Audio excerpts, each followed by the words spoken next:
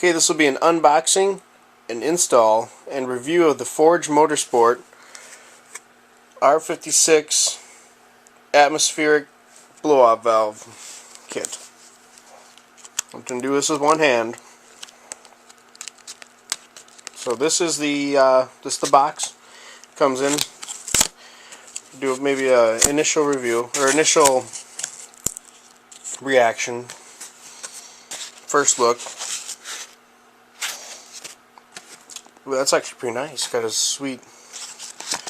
What is that? Ooh, it's a sweet keychain.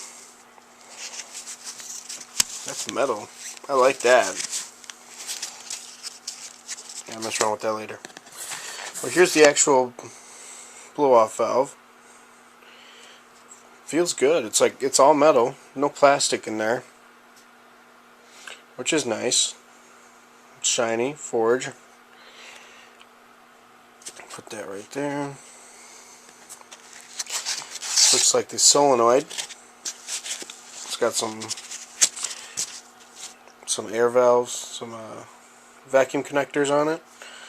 I'm not exactly sure what. I'll have to check out the instructions. Another box in here. A little box within a box. Well, this is their instructions.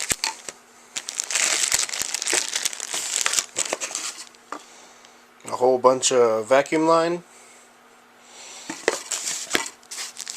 And various connectors and other things. Ooh, this is what, that's an important part right there. That's where the boost tap is. I know because I already have one on my car from Alta, but I might replace the whole setup I have right now because I have an actual boost gauge that runs, it's separate from the engine. So, this is it. That's what you get. There's another spring in there. I guess they give you two, one for up to 17 psi, this one up to 22. There's some bolts and all this other stuff. Next I'm gonna put it in. And that's what you get. That's in the box. Okay, so I was actually going to do an install video, but it turned out there's not a lot of room. So I'm just going to show you what exactly it consists of, since nobody else is showing that. Here's the boost tap. It's the only place where you can really get into the tap's vacuum / boost. This is the map sensor, and they give you this with the kit. Then you're going to run the vacuum line up and around. Comes all the way around. I left it long because I have to do something else, but that's beside the point. From a boost gauge, in case you're concerned. And it comes around to here to this solenoid.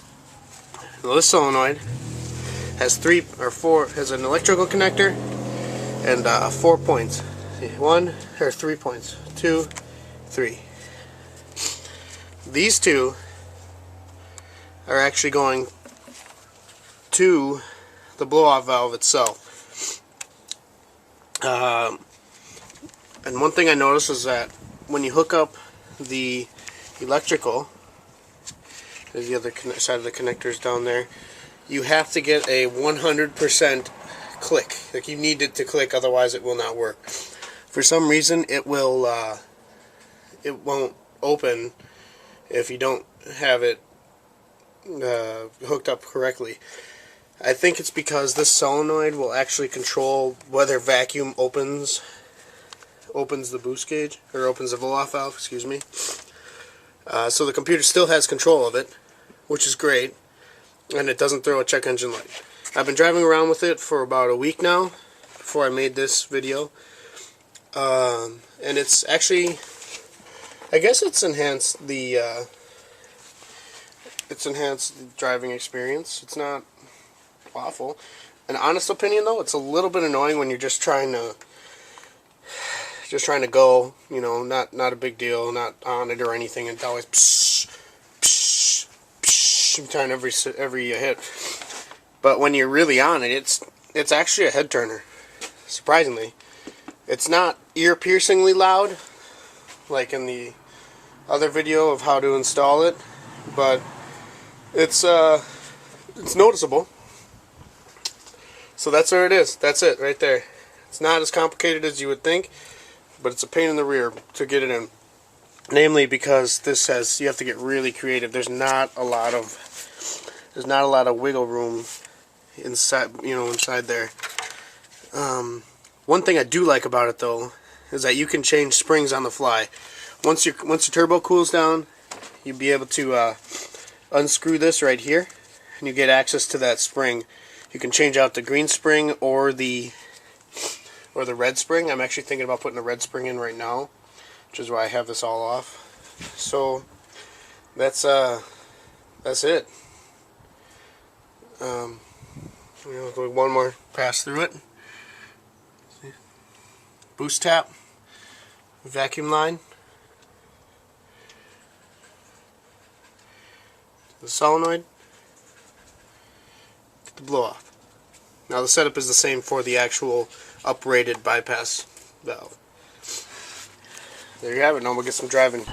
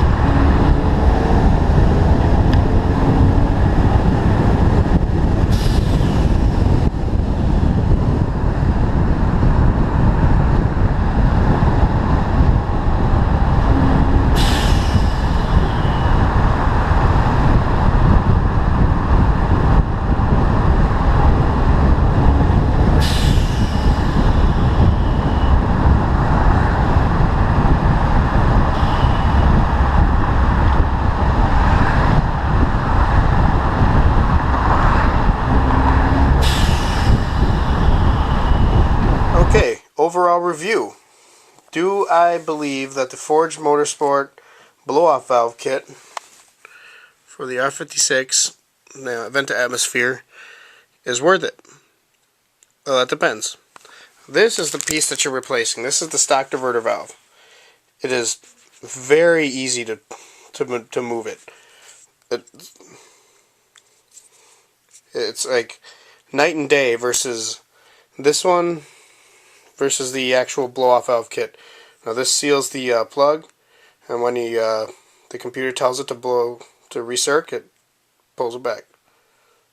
It's really not complicated. Yeah, like I said, it's night and day. This is still good, so I'm going to hold on to it.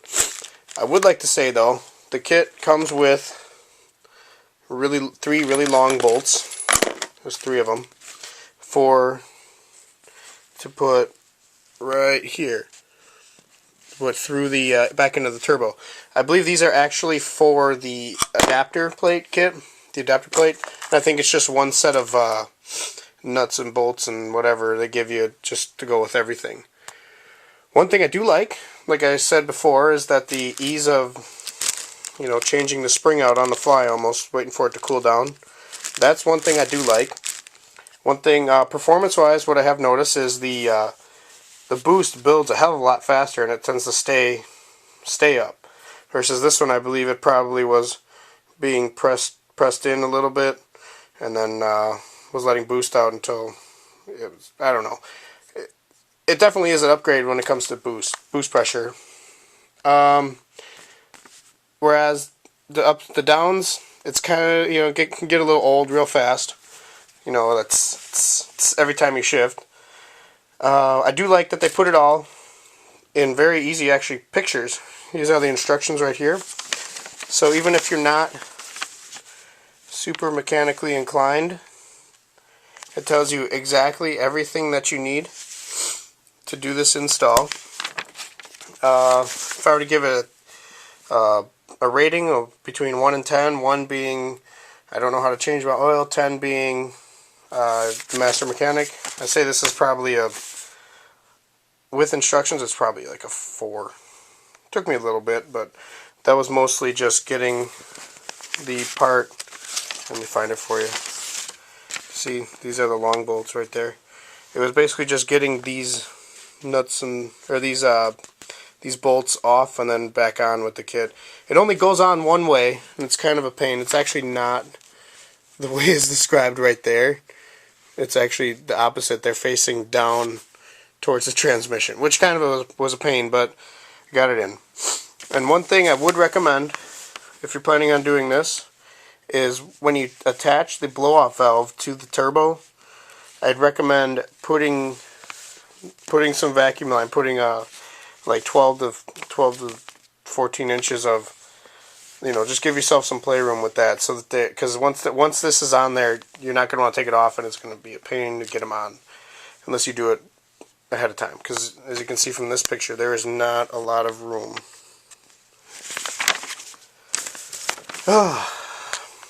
Would I recommend it to a friend? Yeah, why not? The downside is it's like $290, but it's worth it. I believe it could hold up, because I don't know the differences between the John Cooper Works and the S model, but they might be just the different computer which controls the at what boost comes off. All in all, I am satisfied with the Forge Motorsport